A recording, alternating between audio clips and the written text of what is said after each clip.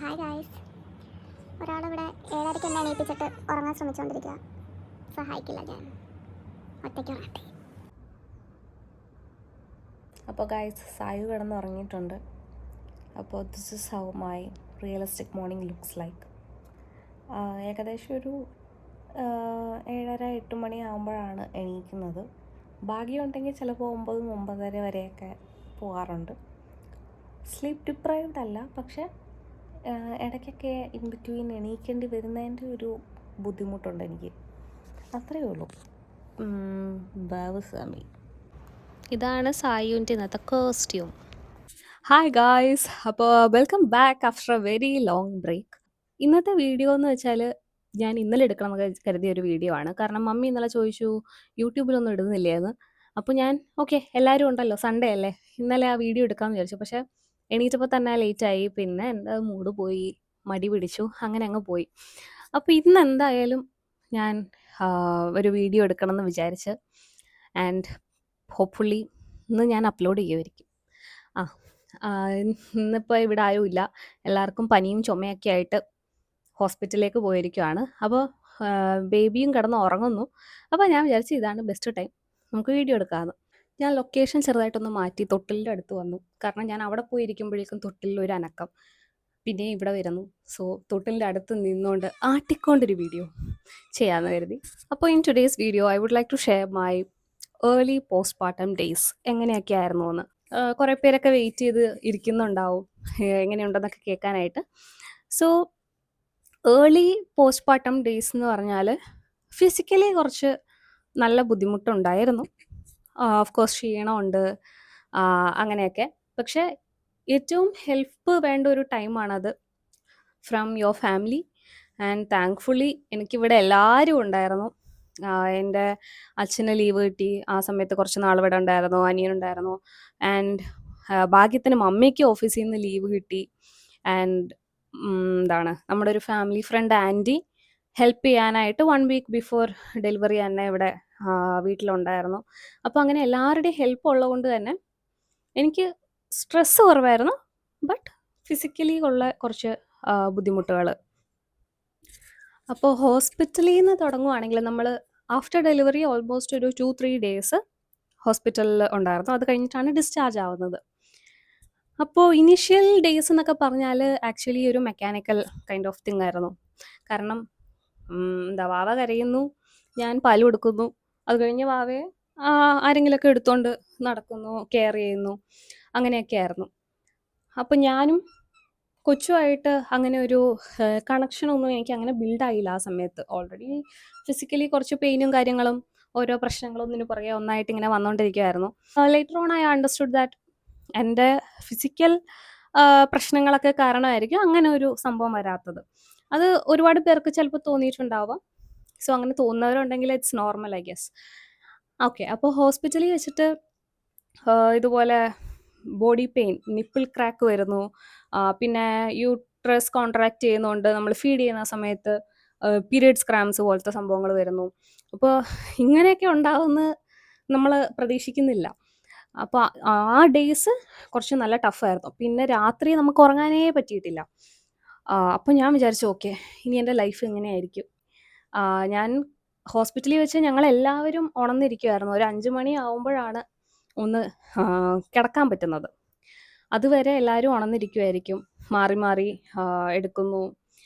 അങ്ങനെ ഒരു ബഹളമായിരുന്നു ഹോസ്പിറ്റൽ ഡേയ്സിൽ. പിന്നെ ഇടയ്ക്ക് വാവ ഫീഡ് ചെയ്യുന്നുണ്ടായിരുന്നില്ല, ഭയങ്കര നിർബന്ധം രാത്രി. പിന്നെ ഓരോ സിസ്റ്റേഴ്സ് വരുന്നു ഞങ്ങളെ ഹെൽപ്പ് ചെയ്യാനായിട്ട്, വാവയെ എടുക്കുന്നു, കാം ചെയ്തിട്ട് പോവും.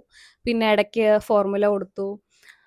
ആ ഒരു ടൈം ഡിഫിക്കൽട്ടായിരുന്നു. അപ്പോൾ ഞാൻ നല്ല പേടിച്ചിട്ടായിരുന്നു അത്, ഇനി എന്താവും, ഇനി വീട്ടിൽ വന്നു കഴിഞ്ഞാൽ രാത്രിയൊക്കെ ഇതായിരിക്കും, എനിക്ക് ഉറങ്ങാൻ ഒട്ടും പറ്റില്ല, ഇങ്ങനെ നേരം വെളുപ്പിക്കേണ്ടി വരുന്നു. ബട്ട് വീട്ടിൽ വന്നു കഴിഞ്ഞിട്ട് ആദ്യത്തെ 1-2 ദിവസം ഇതുപോലെ ഉണ്ടായിരുന്നു. ഇടയ്ക്കിടയ്ക്ക് എണീക്കുന്നു. ഞാൻ ഞങ്ങളുടെ ഫീഡ് ചെയ്യുന്ന എൻ്റെ ചെയറിൻ്റെ പുറത്തേക്ക് നോക്കിക്കഴിഞ്ഞാൽ വിൻഡോ ആണ്. അപ്പോൾ വിൻഡോയിൽ ഇങ്ങനെ നേരം വെളുക്കുന്നത് എനിക്ക് കാണാം. ഡാർക്ക് ബ്ലാക്കിൽ നിന്ന് ബ്ലൂ ആയി, ലൈറ്റ് ബ്ലൂ ആയി, ഗ്രേ ആയി, അങ്ങനെ നേരം വെളുക്കുന്നത് എനിക്ക് കാണാൻ പറ്റി. അപ്പോൾ ഞാൻ എപ്പോഴും ഇനി ഇതാണ് ലൈഫ്, ആക്സെപ്റ്റഡ്. എന്തായാലും വിചാരിച്ച പോലെ പാടുണ്ടായിരുന്നില്ല. പിന്നീട് സായുവാവ നല്ലൊരു കുട്ടിയായിട്ട് എന്നെ ഒരുപാട് സപ്പോർട്ട് ചെയ്ത് നല്ലൊരു കുട്ടിയായിട്ടാണ് ഇപ്പോൾ പോയിക്കൊണ്ടിരിക്കുന്നത്. കുറച്ച് കഴിയുമ്പോൾ എന്താവുമെന്ന് എനിക്കറിയില്ല കേട്ടോ ഗൈസ്. ആരും കണ്ണ് വെക്കരുത്. അപ്പോൾ അങ്ങനെ വീട്ടിൽ ഇത്രയും ഹെൽപ്പ് ഉള്ളതുകൊണ്ട് എൻ്റെ ഫിസിക്കൽ സ്ട്രെസ് ഒഴിച്ചാൽ ബാക്കിയെല്ലാം സ്മൂത്തായിട്ട് നടക്കുന്നുണ്ടായിരുന്നു. ബേബിയുടെ കാര്യങ്ങളും എൻ്റെ കാര്യങ്ങളും എൻ്റെ ഫുഡൊക്കെ പെർഫെക്റ്റ് ടൈമിങ്സിൽ ഇങ്ങനെ ഇങ്ങനെ ഫീഡ് ചെയ്തുകൊണ്ടിരുന്നു എന്നെയും. അപ്പോൾ അതൊക്കെ സ്മൂത്തായിട്ട് നടക്കുന്നുണ്ടായിരുന്നു. അങ്ങനെ ഈ ആയുർവേദിക് ട്രീറ്റ്മെൻറ്റ് ഉണ്ടല്ലോ, വേദഗുളി അങ്ങനത്തെ സംഭവങ്ങളൊക്കെ. അപ്പോൾ ഇത് ചെയ്യണമെന്ന് എനിക്കുണ്ടായിരുന്നു. ഞാനിപ്പോൾ ട്രിവാൻഡ്രത്തായതുകൊണ്ട് ഒരുപാട് ഇൻഫ്ലുവൻസേഴ്സൊക്കെ പ്രൊമോട്ട് ചെയ്ത ഒരുപാട് ആയുർവേദിക് സെൻറ്റേഴ്സും നമുക്കറിയാം. അപ്പോൾ അവിടെയൊക്കെ വിളിച്ച് ചോദിച്ചപ്പോൾ ഒരുപാട് ആയുർവേദിക് ടേംസിൽ അവർ ചെയ്യുന്ന സർവീസസിൻ്റെ കാര്യങ്ങൾ അവർ പറഞ്ഞായിരുന്നു.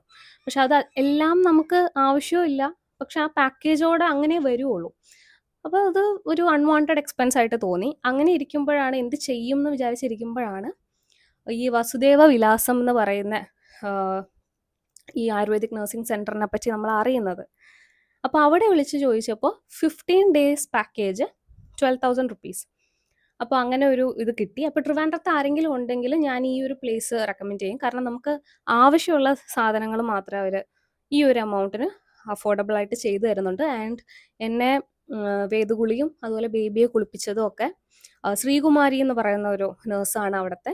ഞാൻ പേരെടുത്ത് പറയാൻ കാരണം ഇനി ആരെങ്കിലും ഈ വീഡിയോ കണ്ടിട്ട് അവിടുന്ന് ആളെ വിളിക്കുവാണെങ്കിൽ, കാരണം എല്ലാവരും ഒരേപോലെ നല്ല സർവീസ് പ്രൊവൈഡ് ചെയ്യണമെന്നില്ല. ഓക്കെ, അപ്പോൾ അതുകൊണ്ടാണ് ഞാൻ പേരെടുത്ത് പറഞ്ഞത്. ആരെങ്കിലും ട്രിവാൻഡ്രത്തുള്ളവർ കാണുന്നുണ്ടെങ്കിൽ ശ്രീകുമാരി എന്നാണ് ആ സിസ്റ്ററിൻ്റെ പേര്. അപ്പോൾ ഇവിടെ വന്ന് നല്ലോണം കുളിപ്പിക്കുകയും കുട്ടിയാണെങ്കിലും പിന്നെ സ്റ്റീമൊക്കെ വെച്ച് സെറ്റാക്കുകയൊക്കെ ചെയ്തായിരുന്നു. ആളൊരു 10-13 വർഷത്തെ എക്സ്പീരിയൻസ് ഉണ്ട് ഇങ്ങനെ ചെയ്തിട്ട്. അപ്പോൾ വളരെ സൂത്തിങ് എക്സ്പീരിയൻസ് ആയിരുന്നു എനിക്കും. ഭയങ്കര റിലീഫ് തോന്നിയായിരുന്നു. പക്ഷെ ഒരാഴ്ചയൊക്കെ കഴിഞ്ഞപ്പോൾ ഒരു മടുപ്പ് തോന്നി. ബിക്കോസ് ഇതൊരു ലോങ് പ്രോസസ്സാണ്. 1.5 മണിക്കൂറിൻ്റെ കുളിയൊക്കെ ഉണ്ട്. അത് കാരണം ഒരു ബുദ്ധിമുട്ട് തോന്നിയതല്ലാതെ നല്ലൊരു സർവീസ് ആയിരുന്നു. അപ്പോൾ അങ്ങനെ പോയി ഒരു 2 ആഴ്ച. പാക്കേജ് എത്രയാണെങ്കിലും മെഡിസിൻസിന് എക്സ്ട്രാ ഉണ്ട്, ആയുർവേദിക് മെഡിസിൻസ്. അത് ഞാൻ വേണ്ടാന്ന് പറഞ്ഞായിരുന്നു വീട്ടിൽ, പക്ഷെ കേട്ടില്ല. അങ്ങനെ അരിഷ്ടവും ലേഹ്യവും ഒക്കെ മുടങ്ങിയിട്ടാണെങ്കിലും കുറച്ചൊക്കെ ഞാൻ കഴിക്കുന്നുണ്ട്. അത് വേണ്ടവർക്ക് ചൂസ് ചെയ്യാം.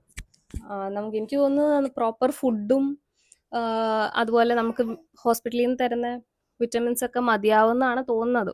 അപ്പോൾ അങ്ങനെ കാര്യങ്ങളൊക്കെ സ്മൂത്തായിട്ട് പോകുമ്പോഴും ഒന്നിന് പുറകെ ഒന്നായിട്ട് ഓരോരോ ഇഷ്യൂസ് വന്നുകൊണ്ടിരിക്കുമായിരുന്നു. അങ്ങനെ ഫൈനലി ഒരു ആബ്സസ് കാലിൽ വന്നിട്ടുണ്ടായിരുന്നു. അത് ഒരു മൈനർ സർജറി, ലോക്കൽ അനസ്തേഷ്യ തന്നിട്ട് അത് കഴിഞ്ഞു. ആൻഡ് അങ്ങനെ എല്ലാം മാറി ഒന്ന് സെറ്റായി വരുമ്പോഴേക്കും എൻ്റെ നഖത്തിലൊരു ഫംഗസ് ആണെന്ന് തോന്നുന്നു, എന്താണെന്നറിയില്ല. അപ്പോൾ അതിൽ ഞാൻ ഡ്രോപ്സ് ഒഴിച്ചുകൊണ്ടിരിക്കുകയാണ്. അപ്പോൾ അങ്ങനെ മൊത്തത്തിൽ ഇങ്ങനെ ഓരോ പ്രോബ്ലംസ് കഴിഞ്ഞ് മാറി വന്നുകൊണ്ടിരിക്കുകയാണ്. അത്രയേ ഉള്ളൂ ബാബുസ്വാമി പ്രശ്നങ്ങൾ. പിന്നെ ഒരുപാട് പേര് ചോദിക്കുന്നുണ്ടായിരുന്നു ഹൗസ് മദർഹുഡ്, ഫസ്റ്റ് ടൈം ആയിട്ട് എങ്ങനെയുണ്ട്, ഹൗസ് ദ ന്യൂ ലൈഫ് എന്നൊക്കെ. അപ്പോൾ അതിനെപ്പറ്റിയൊക്കെ ഡീറ്റെയിൽ ആയിട്ട് വീഡിയോ ചെയ്യണമെങ്കിൽ എനിക്ക് തോന്നുന്നു എനിക്ക് കൂടുതൽ ടൈം വേണമെന്ന്. ഇതൊക്കെ എന്താണെന്ന് ഞാനും അനലൈസ് ചെയ്ത് പ്രോസസ്സ് ചെയ്ത് വരുന്നതേ ഉള്ളൂ. ഒന്നും പറയാറായിട്ടില്ല. അങ്ങനെ ഭയങ്കരമായിട്ട് വർണ്ണിക്കാനുള്ള സംഭവങ്ങളൊന്നും എനിക്ക് തോന്നുന്നില്ല. എനിക്കൊരു മദർ ഫീലിംഗ് തന്നെ കുറവാണ്. ചിലപ്പോൾ ഇത്തിരി ടൈം എടുക്കുമായിരിക്കും. ഓരോരുത്തർക്കും ഡിഫറെൻ്റ് ആണല്ലോ. എനിക്ക് തോന്നിയത് എന്താ എനിക്ക് മാത്രമാണോ ഇങ്ങനെയെന്ന് ഇനിഷ്യലി തോന്നിയിട്ടുണ്ടായിരുന്നു. പക്ഷേ വീട്ടിലൊക്കെ വന്ന് ഒരു 1 week 2 week ഒക്കെ കഴിയുമ്പോഴേക്കും ബേബിയായിട്ട് കുറച്ചും കൂടി കണക്ഷനൊക്കെ വന്നു തുടങ്ങി. ഇപ്പോൾ ആണെങ്കിൽ വാവ മുഖത്ത് നോക്കി ചിരിക്കാനും ഓരോന്നൊക്കെ ഇങ്ങനെ ആക്ഷനൊക്കെ കാണിച്ച് പറയാനൊക്കെ ഇങ്ങനെ തുടങ്ങി. അപ്പോൾ നമുക്ക് അങ്ങനെ ഗ്രാജ്വൽ പ്രോസസ്സായിട്ടാണ് എനിക്ക് തോന്നുന്നത് ഇപ്പോഴും. അപ്പോൾ motherhood is the best thing happened in my life എന്നോ അല്ലെങ്കിൽ ദ വേഴ്സ്റ്റ് തിങ് എന്നോ ഇത് രണ്ടും പറയാറായിട്ടില്ല. അപ്പോൾ എനിക്ക് കുറച്ചും കൂടി ടൈം വേണം. അപ്പോൾ അതൊക്കെ വീഡിയോസ് ഇനി ഇടാം. ഇതൊന്നും അല്ലാതെ പ്രത്യേകിച്ച് ഇനി വേറെ കാര്യങ്ങളൊന്നും നമുക്ക് വീഡിയോസായിട്ട് ചെയ്യാനില്ലല്ലോ. സോ വരുന്നതായിരിക്കും. പിന്നെ നമുക്കൊരു ഡെലിവറി സ്റ്റോറിയുടെ വീഡിയോ വരാനുണ്ട്. അത് ഞാൻ ഉടനെ തന്നെ ഇടാട്ടോ. എടുത്തിട്ടില്ല, വീഡിയോ ചെയ്തിട്ട് ഉടനെ അപ്ലോഡ് ചെയ്യാം. റെഗുലറായിട്ട് വീഡിയോസ് അപ്ലോഡ് ചെയ്യാൻ നോക്കാം. Okay guys, bye guys.